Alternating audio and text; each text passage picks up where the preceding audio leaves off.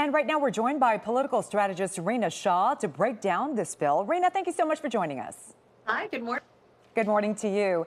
So let's start with the House. We understand there are some Republican holdouts who plan to oppose this bill, not surprising. Can you tell us who are they basically and what issues they have with this bill?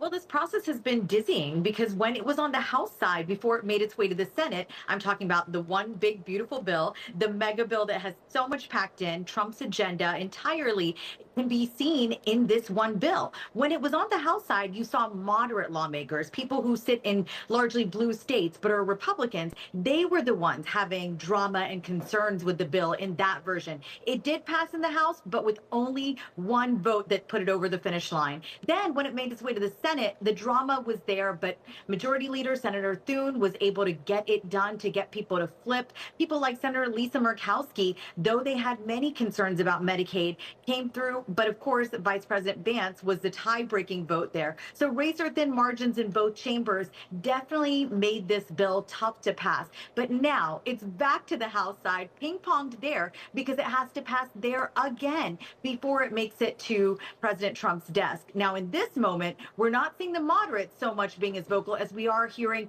conservatives from really the Freedom Caucus, people like Congressman Norman of South Carolina, people like Congressman Roy of Texas. They are the ones saying this bill is not fiscally sound. And actually, they're blasting members of the Trump administration, people like Vice President Vance, as well as Russ Vought, who has been central to this whole process. Russ Vought is an unelected bureaucrat, might I remind folks, who has been central to the Office of Management and Budget, but has played a key role in this bill, and especially trying to get conservatives to understand this is the bill that will help spur economic growth. That's what the Trump administration is saying is the big purpose behind this bill.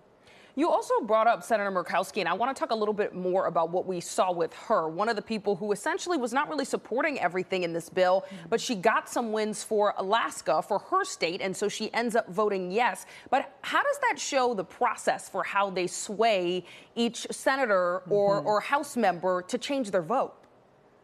Well, whether you have a primer on this process or not, or whether you worked in the halls of Congress like me, I am somebody from the House side who has never liked big, beautiful bills, mega bills, those that cram in all the legislative priorities of one particular party. Murkowski's known to have gone against her party, and what she felt was the most problematic with this bill was the Medicaid cuts. She felt like those were too steep. Other people within the Senate had said the energy cuts were concerning for them, and yes, they were Republicans who voiced those concerns.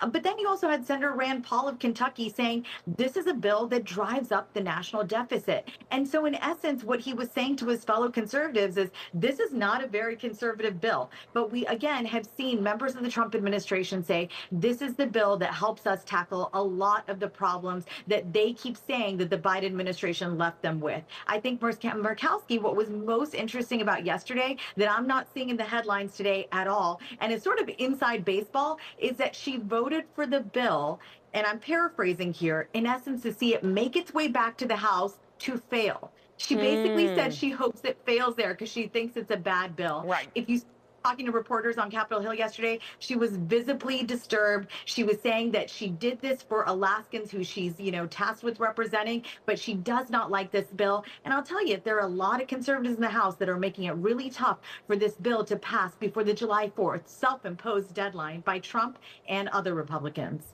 All right, Rina Shah, thank you so much for joining us. We appreciate all of your insight.